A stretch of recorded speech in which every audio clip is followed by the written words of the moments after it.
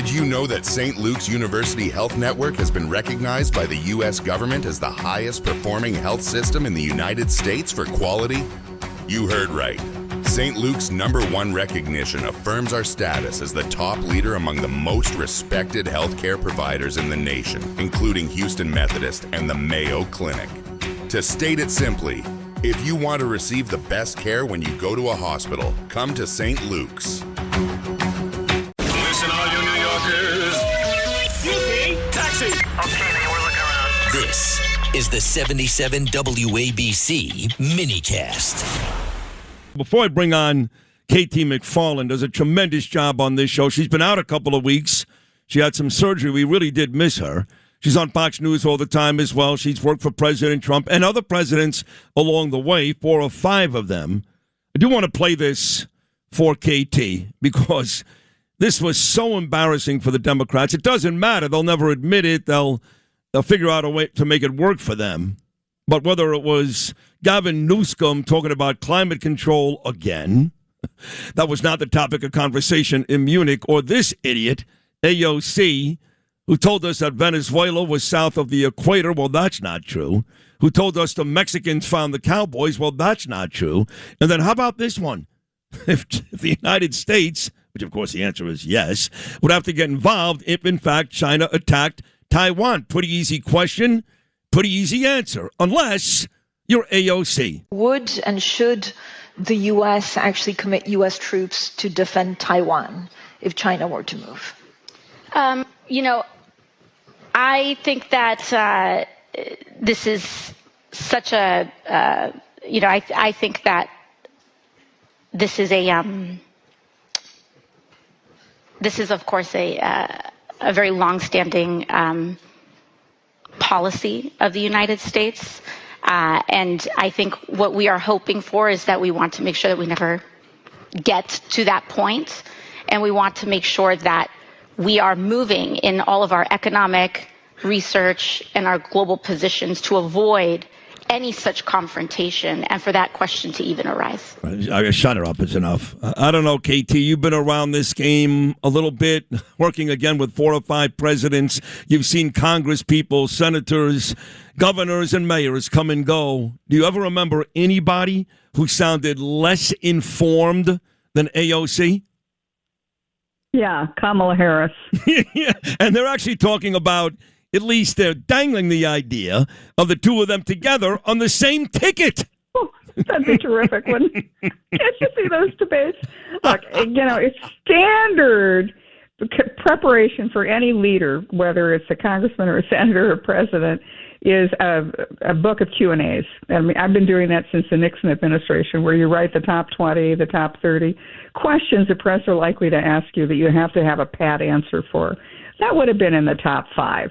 And she blew it. I mean, there's so many ways that she could have answered that question. Instead, I mean, not only did she sound like Kamala Harris, actually, Kamala Harris probably sounds better because at least she has words with multiple syllables. You don't know what she's saying, but it sounds a little, maybe somewhat more intelligent. But to blow it like that, frankly, if she ever debated a serious candidate, it would be like the Biden-Trump debate, where she would just be so out of her depth. And so bring it on. If she's going to be somebody's candidate, bring it on. She's got so many vulnerabilities. I think she is going to be. I still think she's got a tremendous amount of power with that party. She's young. She's charismatic. She's, not that it matters, but she's more attractive than most politicians. And I still think that she is the future. She's a moron. She's a moron, so is Harris. But the Democrats, they don't seem to care. It's not like Hakeem Jeffries is a genius by any stretch of the imagination. So, like, for example, on Fox News yesterday, they played AOC's answer, which, again, was third grade level. And then they played a couple of reporters asking J.D. Vance and Marco Rubio questions about foreign policy. And these guys spat it out like Trump. I mean, every bit is good. It's just the difference is stark. Yeah, it would be a pretty dramatic. Can you just see an AOC Marco Rubio debate or an AOC J.D. Vance? I mean, really, even the far left moderators who hate Republicans would have a hard time saying that AOC did a good job.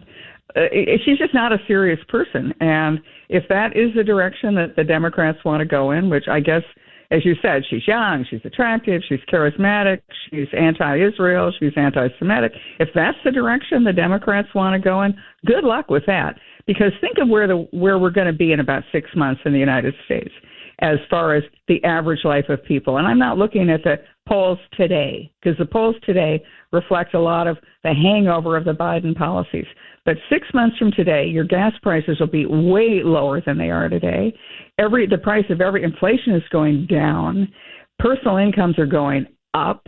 The price of drug and prescription drugs, which affects all Americans, not rich Americans, particularly poor Americans, the price of drugs is going way, way, way, way down. And so there's so many reasons, if you look at the economy, that the average American, the average potential swing voter is going to look at the Republicans and say, okay, I may not like the mean tweets. He may be a little rough around the edges, but man, Donald Trump gets the job done. Bottom line, talking about Donald Trump getting the job done, it's a matter of if. No, it's not a matter of if. I stand corrected. It's a matter of when, not if, President Trump lowers the boom on Iran. I know he said yesterday that the talks they made some progress, and it's not going to work. No. I mean, I have these conversations with Huckabee, Levine, all these really, really smart men. Iran has been doing this since the late 1970s. Outside of Midnight Hammer, there's been no real pushback. 50-plus years, let's face it, it's time. They're not going to give up their ballistic missiles. They're not going to stop enriching uranium. It doesn't matter what Witkoff or Kushner or Trump says. It doesn't matter. So it's going to happen. I guess it's just when, that's all. Yeah, and how? Because how does it happen? If time is not on Iran's side, their economy is imploding. They're in negative growth. Tehran, which used to be one of the great cities of the world, is running out of water and oil. This is an oil-rich country that's running out of energy. All of the exports that they try to do. Now, remember, they're sanctioned. Iran is not allowed to sell oil overseas. Countries aren't allowed to buy from Iran. So the way Iran evades it is with what's called a ghost fleet. There are about 1,000-some tankers that are not really registered. They're illegal, but they fly under the radar. They sail under the radar. And they are filled with oil used to be from Venezuela, Russia, and Iran. Now it's just Russia and Iran. And they're feeding their oil to other countries that are willing to buy it, particularly China. So as the United States is seizing those and shutting down that ghost fleet, Iran has no source of income. And so what are you going to see happening? I mean, the inflation rate in Iran is something like 75% a year. They're not even marking bread in the grocery stores because tomorrow it'll be a different price. Nobody even knows how much stuff costs in Iran. And if that's not affecting just poor people, that's the middle class, the educated middle class in Iran. So what happens? How does this happen? Is it Trump sends in the Marines? I don't think so, because that's a risky operation. But what could happen is that the Iranian government collapses from within, because the Iranian people go back to the streets. They go back to the streets.